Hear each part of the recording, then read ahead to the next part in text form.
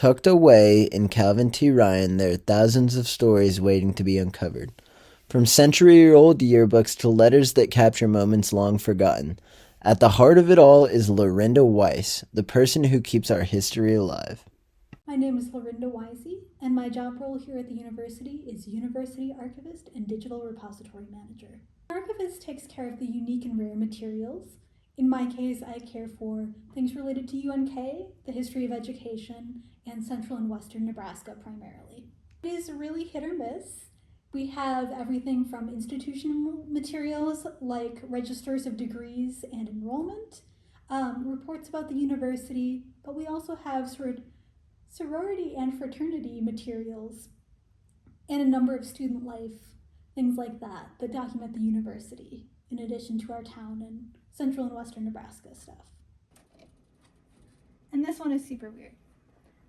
So this is a 1930s scrapbook, letters to Irma Higgins, and it was a guy who was at a lumber camp in British Columbia who clearly had a lot of free time and was kind of lonely. So he sent her a bunch of these drawings in different styles with them kissing, and there are some letters as well. We know they met at least once, but they did not get married to each other.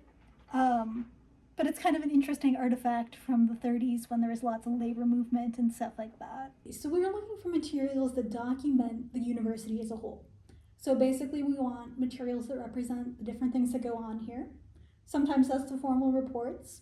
Sometimes it's things like student work, student diaries, because we're looking to capture a holistic picture of the university. So within that, we deal with collections as they come in, and usually, unless it is something of extreme importance, we take a portion of the collection that is representative of the whole and preserve that. Down this row is our processed materials.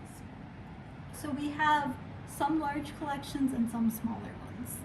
Our small collections tend to be things we've gotten from dealers, and there are some really, really cool materials in there. So I mentioned working with a guy in Germany.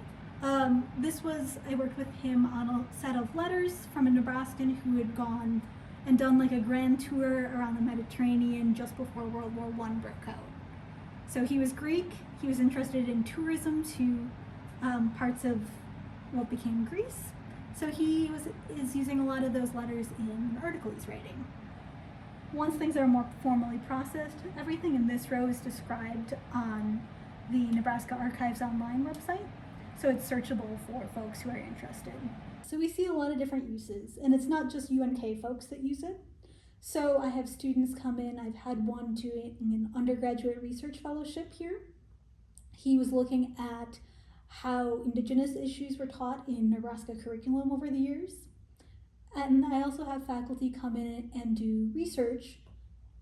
I teach with primary sources as well. So we have lots of students come in and work with materials that I've selected for them. But we've had outside researchers from as far as Germany come in to use our resources as they're useful for their projects. I have lots of liberal artsy things in my undergraduate background, and I knew I wanted a job that was going to help others. Teaching was not what I wanted to go into. So being an archivist and being able to facilitate access to materials and help people find things that really speak to them was really part of what I wanted to do. So we have different pennants and stuff from the years that we've been a school. The archives are open on a walk-in basis, but it is also great if from the library website you use our appointment scheduler. That lets us do a little preparation if you let us know what you're interested in. People are also welcome to contact me directly as well.